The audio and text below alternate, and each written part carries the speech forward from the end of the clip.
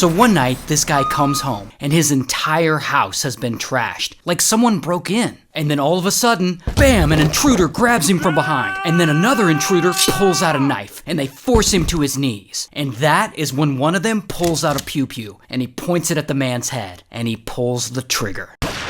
So the guy who pulled the trigger, his name's Billy, and he's only 15, about to be 16, and one day he's at school. And his school makes all the students do these dumb drug awareness rallies, so he's gotta go there with his whole class, and it's so lame. But then, while he's there, he notices the media director, this woman, Pamela. And Pamela is 22, and Billy thinks she is fine! So they meet and they get to talking and they hit it off, and they're both really into 80s hair metal, so that's cool. And Billy and Pamela become friends and he starts crushing on her hard. But as much as Billy's in love with her, she's actually married to this guy, Greg. And Pamela and Greg have only been married about a year, and unfortunately, it's not going too well. Because one day, Pamela finds out that Greg has been cheating on her. And she is devastated. She doesn't know what to do. And she doesn't want to get a divorce. She's worried she'll lose her condo and her dog. I mean, she's worried she'll lose everything. But shortly after she discovers that affair, that's when Pamela meets Billy. And they become friends and they start hanging out. And eventually, Pamela, maybe to get back at Greg, she starts smashing with Billy.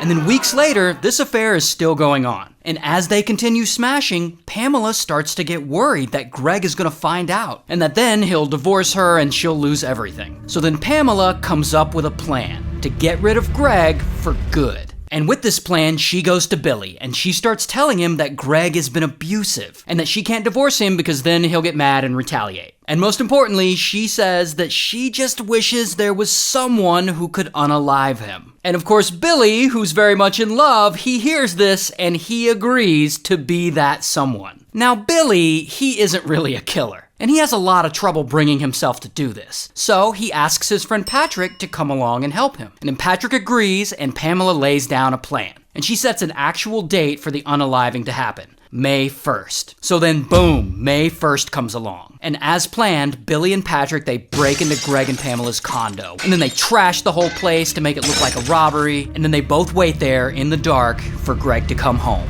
And then sometime later, he does. Greg finally arrives. He parks his car, he walks in the front door, and then all of a sudden, bam, Billy grabs him from behind. And Patrick, he pulls out a knife, and they quickly get Greg to his knees. And that is when Billy points the pew-pew at Greg's head, and he pulls the trigger.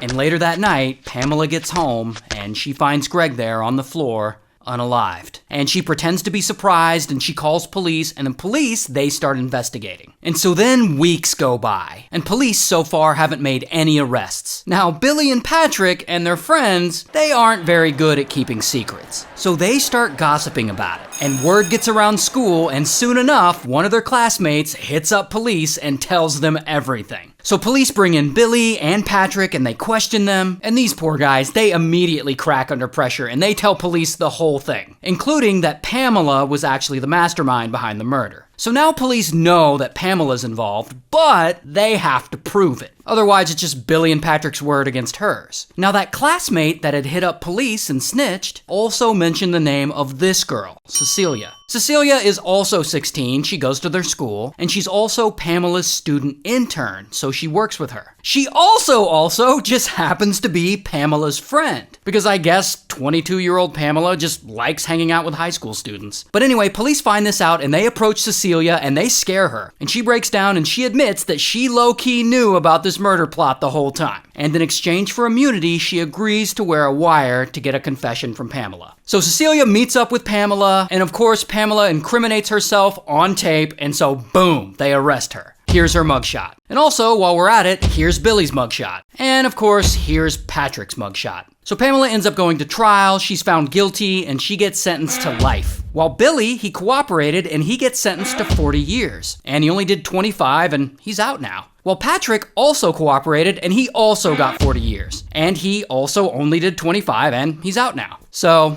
shout out to New Hampshire.